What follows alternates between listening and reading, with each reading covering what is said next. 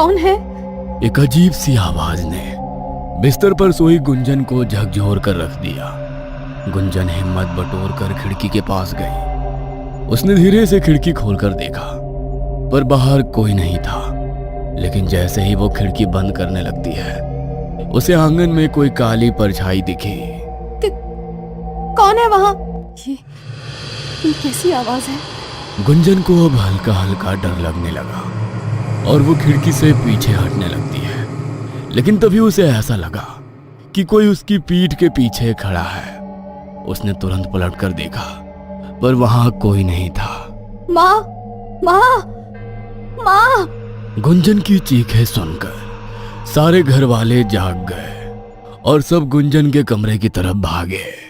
क्या हुआ गुंजन? तू ऐसे क्यों चीख रही है? सब ठीक तो है ना? माँ, वहां कोई था। उसने मुझे देखा और रोने की आवाज, वो रोने की आवाज, वो क्या? ये क्या कह रही है तू? रुक, मुझे देखने दे। निर्मला ने गुंजन के कमरे की अच्छी तरह से छानबीन की। उसने खिड़की खोलकर बाहर देखा तो बाहर भी कोई नहीं था। कोई तो नहीं है रे, तुझे कुछ वहम हुआ है। और मैंने तुझे कितनी बार समझाया है कि रात में खिड़की बंद रखा कर, पर तू है कि सुनती ही नहीं है। नहीं माँ, मैं कह रही हूँ कोई था यहाँ। आप मेरा यकीन करो।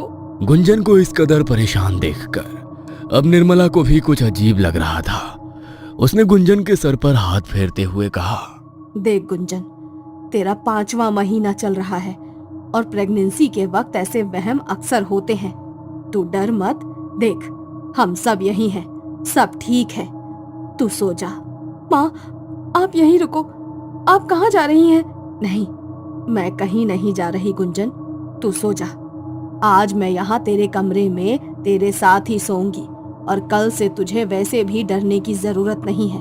कल अभिजीत आ जाएगा। क्या वो वापस आ रहे हैं? हाँ, आज ही उसके बाबूजी ने उससे बात की थी। अब जब तक तुम दोनों का बच्चा इस दुनिया में नहीं आ जाता, अभिजीत यहीं तेरे साथ रहेगा। निर्मला की बातों ने अब गुंजन को तसल्ली दे दी थी, क्योंकि पिछले 5 महीनों में अभिजीत मुश्किल से 4 बार उससे मिलने आया था। और अब जैसे जैसे वक्त गुजर रहा था, गुंजन को अभिजीत की सबसे ज्यादा जरूरत थी। पर काम के चलते अभिजीत को वक्त ही इतना नहीं मिलता कि वो घर आ सके। पर अब गुंजन ने सुना कि अभिजीत घर आ रहा है, तब उसकी जान में जान आई। अगले दिन सुबह से ही गुंजन दरवाजे पर टकटकी लगाए अभिजीत की राह देख रही थी। गुंजन, अंदर आ जा, बाहर बहुत ठंड है। अभिजीत को आने में वक्त है अभी। नहीं माँ, मैं यहीं रहकर उनका इंतजार करूंगी। निर्मला ने मुस्कुराते हुए अपने पति की तरफ देखकर कहा, आप ही कुछ कहिए इसे, मेरी तो सुनती ही नहीं है। पागलों की तरह दरवाजे के पास बैठकर उसका इंतजार कर रही है। सब आपस में बातें कर ही रहे थे कि तभी किसी ने दरवाजा खटखटाया। अरे देखो कौन है, लगता है अभिजीत आया है। गुंजन ने जैसे ही अभिजीत को देखा, वो भागकर उसके पास गई और उसके गले लगकर रोने लगी। अरे पगली, अब तो रो क्यों रही है? अब तो मैं आ गया हूं ना, देख। अरे लल्ला, सुबह से तेरी राह देख रही है, ना कुछ खाया है ना पिया है। अब तू ही समझा इसे। ठीक है माँ, अब मैं आ गया हूं ना, अब सब संभाल लूंगा। अभिजीत के आने के बाद से ही गुंजन के चेहरे पर मुस्कुराहट आ गई थी। अब उसे बीती रात के बारे में कुछ भी याद नहीं था। और अब सारा दिन अच्छे से बिताने के बाद फिर रात हो गई। अभिजीत और गुंजन सोने चले गए थे और रात का वही कुछ 12 बज रहा था। तभी एक आवाज से गुंजन की नींद टूट गई। कौन है? कौन है? माँ, माँ आओ ना मेरे पास। माँ। गुंजन के कानों में बार बार एक बच्चे की आवाज गूंज रही थी, जैसे वो उसे अपनी तरफ बुला रहा हो। थोड़ी देर बाद ही गुंजन को एक परछाई दिखी और वो उसके पीछे पीछे चल दी। उस वक्त गुंजन अपने होश में नहीं थी। वो पागलों की तरह उस परछाई के पीछे चल रही थी और चलते चलते वह घर के आंगन में पहुंच गई। तभी उसका भ्रम टूटा और उसकी आंखों के सामने जो था उसे देखकर उसकी चीख निकल गई। बचाओ, बचाओ, ये लाल कदमों के निशान, ये खून। चीखते चीखते गुंजन वहीं आंगन में बेहोश होकर गिर गई। जब सारे घर वाले बाहर आए और उन्होंने इस तरह गुंजन को बेहोश पड़े देखा तो सब हैरान रह गए। गुंजन, उठो, क्या हुआ तुम्हें? उठो गुंजन। लल्ला, तू तो उसके साथ ही सोया था ना, फिर ये यहाँ कैसे? मुझे नहीं मालूम माँ, गुंजन बाहर कब आई? मैं तो सोया हुआ था। अब छोड़िए ये सब, पहले इसको अंदर ले चलते हैं। सब गुंजन को कमरे में लाकर उसे होश में लाने की कोशिश करने लगे। थोड़ी देर बाद जब गुंजन को होश आया तो फिर वो उन्हीं लाल कदमों के निशान के बारे में बात कर रही थी। वो लाल निशान, वो खून, वो बच्चा। क्या कह रही हो गुंजन? कौन सा बच्चा, कौन से कदमों के निशान? कुछ नहीं है यहाँ। और तुम इतनी रात गए आंगन में क्या करने गई थी? मैं वो बच्चा। कौन सा बच्चा गुंजन? अपने घर में कोई बच्चा नहीं है। मैं आप लोगों से कह रही हूँ ना, यहाँ एक बच्चा था और वो लाल कदमों के निशान, वो खून। रुकिए, आप सबको मुझ पर यकीन नहीं है ना? मैं अभी दिखाती हूँ। गुंजन भागी भागी आंगन की तरफ गई और जमीन की ओर इशारा करने लगी। ये देखो, यही थे वो निशान। गुंजन, कौन से निशान? यहाँ कोई निशान नहीं है। तुम्हें क्या हो गया है? क्यों ऐसी बहकी बहकी बातें कर रही हो? गुंजन ने देखा कि कोई उसकी बातों पर यकीन नहीं कर रहा है। वो चीख चीख के रोने लगी। आप सबको लग रहा है कि मैं झूठ बोल रही हूँ। माँ, आप तो मेरा यकीन करो, वो बच्चा यही था और वो निशान भी। बेटा, ऐसा नहीं है कि हम तुझ पर यकीन नहीं कर रहे, पर बेटा यकीन करने के लिए कुछ होना तो चाहिए। तो खुद देख, यहाँ कोई निशान नहीं है, कोई बच्चा नहीं है। मेरी बात मान, तुझे आराम की जरूरत है। आजा, सो जा चलकर। नहीं, मुझे कहीं नहीं जाना। जब तक आप लोग मेरी बात नहीं मान लेते, मुझे कहीं नहीं जाना। ये क्या पागलपन है गुंजन? बच्चों जैसी जिद मत करो और चलो यहाँ से। सब गुंजन को अंदर ले जाने की कोशिश कर ही रहे थे, तभी अचानक उसके पेट में तेज दर्द होने लगा। 5 महीने की प्रेग्नेंट गुंजन का पेट अब अच्छा खासा फूल गया था और समझ में भी आने लगा था। अचानक गुंजन को महसूस होने लगा जैसे उसके पेट में कोई हलचल हो रही हो।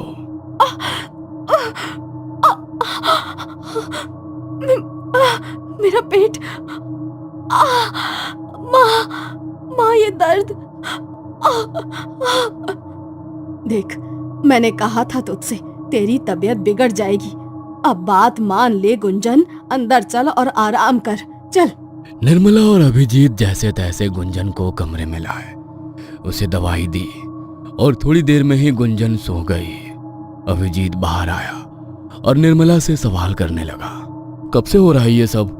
क्या बताऊं लल्ला, यही कुछ 15 दिन पहले से ही बहू ऐसी अजीब सी हरकतें कर रही है।